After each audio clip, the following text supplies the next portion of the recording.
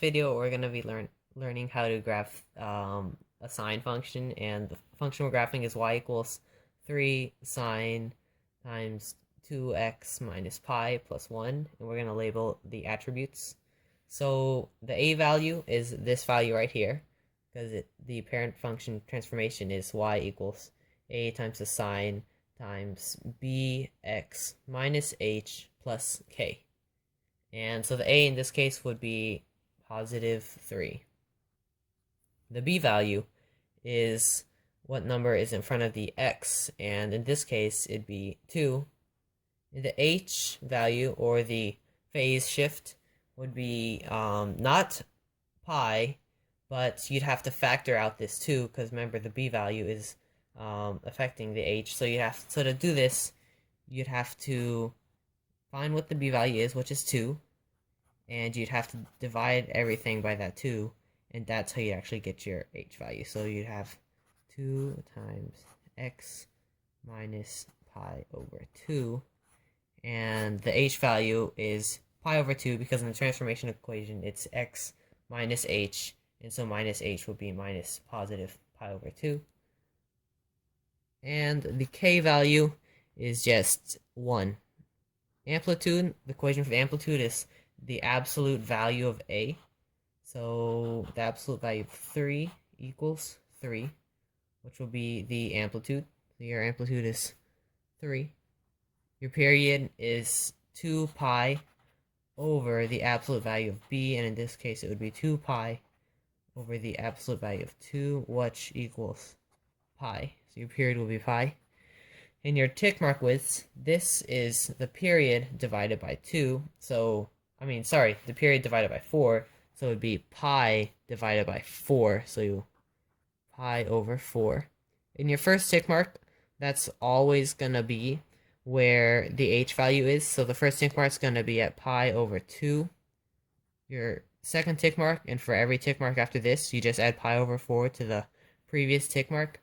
So pi over 2 plus pi over 4. So you'd have pi over 2 plus pi over 4.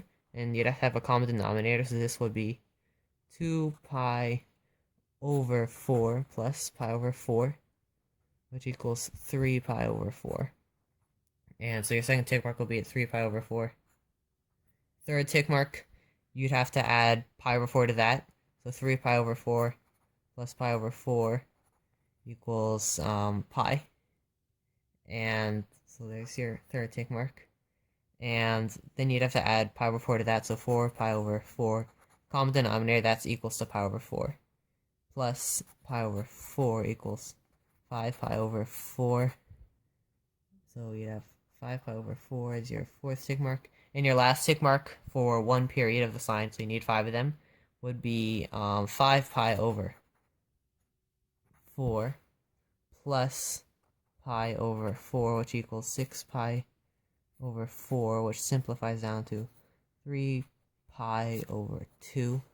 And so there you have it. Those are the attributes that you'll need to figure out before you can graph the sine function. And now we're going to move on to actually graphing it.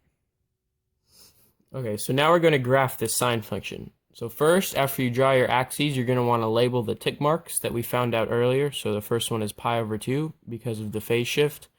Next one would be 3 pi over 4, pi, 5 pi over 4, and 3 pi over 2.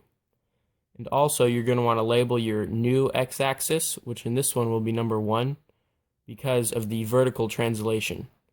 And also, you're going to want to mark 3 tick marks up and 3 tick marks down on the y-axis, because of the amplitude of the function, which is 3, which designates the minimum and the maximum of the points of the sine function.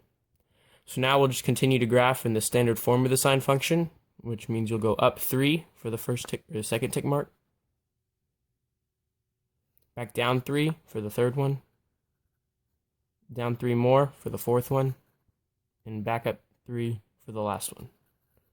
Now we'll connect the points.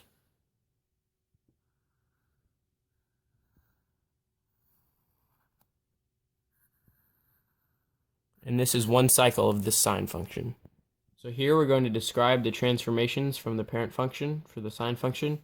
It has been vertically stretched by a factor of 3, which you can see right here on the amplitude. It has had a horizontal compression by a factor of 1/2. We find this 1/2 because it is the reciprocal of b, and the reciprocal of b determines the horizontal compression.